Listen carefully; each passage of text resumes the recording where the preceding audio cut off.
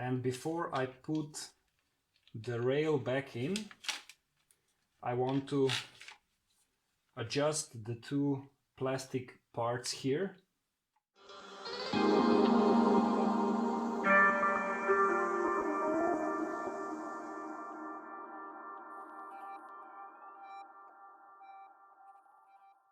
Now we have to guide the chain through here. So as you can see, you have two plastic tabs. You have to pry apart so that you get the chain in. Be careful and be very gentle, because you don't want to break this plastic part when you are prying it. So I have my chain here, and I'm going to try and put the chain over the plastic guide.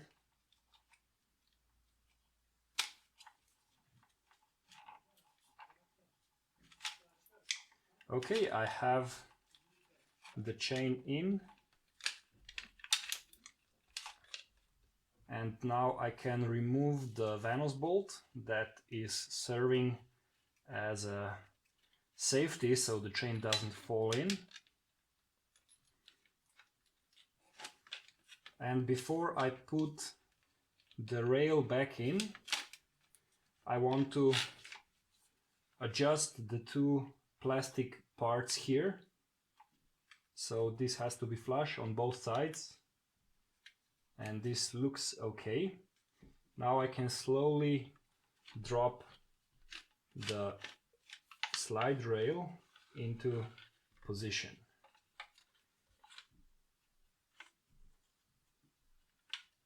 Okay.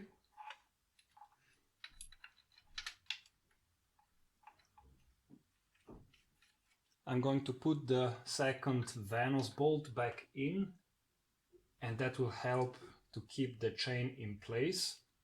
Now I'm going to try and insert this top locating pin for the journal.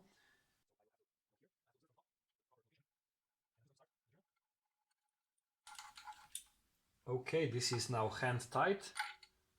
Now I'm going to insert the bottom bolt. Okay, it's hand tight. And now I will inspect the chain and make sure that everything looks okay. I'm also going to keep the chain under tension and try and rotate a little bit the crankshaft. Again, don't go all the way, just a couple of degrees left and right, and make sure that the chain is running smoothly. Now we have to insert the top part of the slide rail, and of course we have these 4 tabs that we have to align with the other part and just clip it in. So when you do that, make sure that your chain goes through here, through the top part.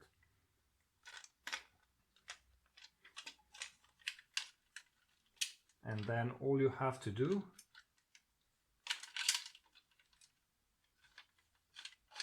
is press in the upper part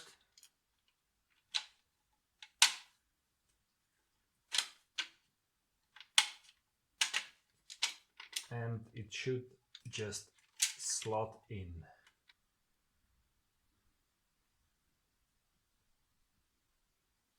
Now we have to put back the 2 Torx bolts.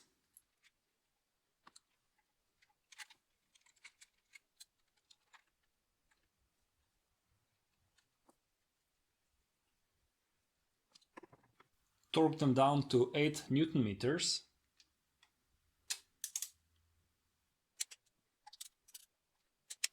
Then torque the top journal bolt to 14 Newton meters. And the bottom one to 20 Newton meters. I've cleaned all the plugs and now I'm ready to put them back.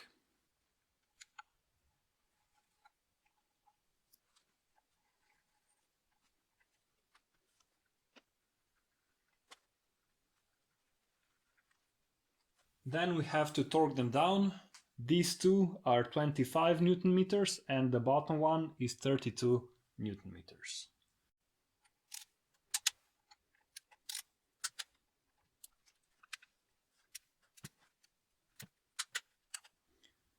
Now it's time to put back the solenoids. Make sure that the O-rings are nice and clean and without any damage. If they are damaged or if they are still original, make sure you replace them. And also make sure that you put the solenoids back to their original location, so don't switch them around, so you can later debug stuff if anything goes wrong.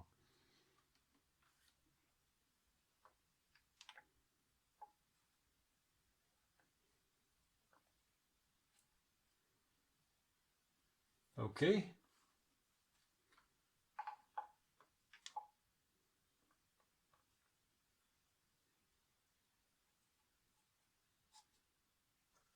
I'm going to use the same method to get the solenoids in.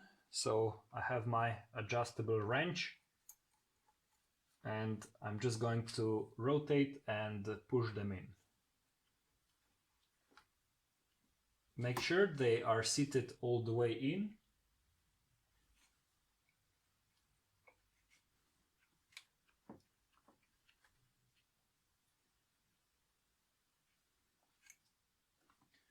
Now we put back the brackets.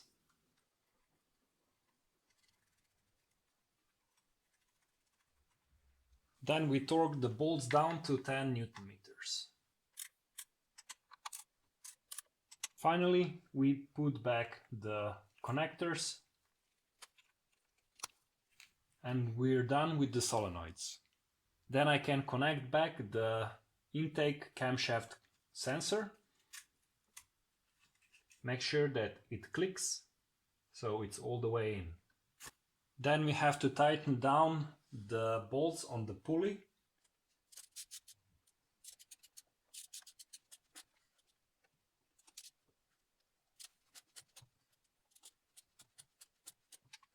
We're going to torque them down later when we have the locking pin inserted. That way it will be easier. Now I'm going to reroute the serpentine belt. Make sure that the serpentine belt is nicely seated in all the grooves. And finally we can release the tensioner.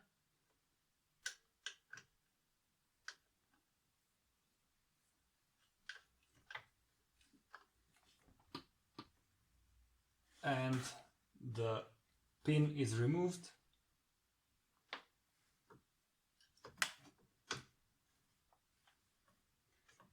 And we're done with the serpentine belt. Now I'm going to put some oil on the chain and all the plastic parts. This way there will be less wear when we start the engine.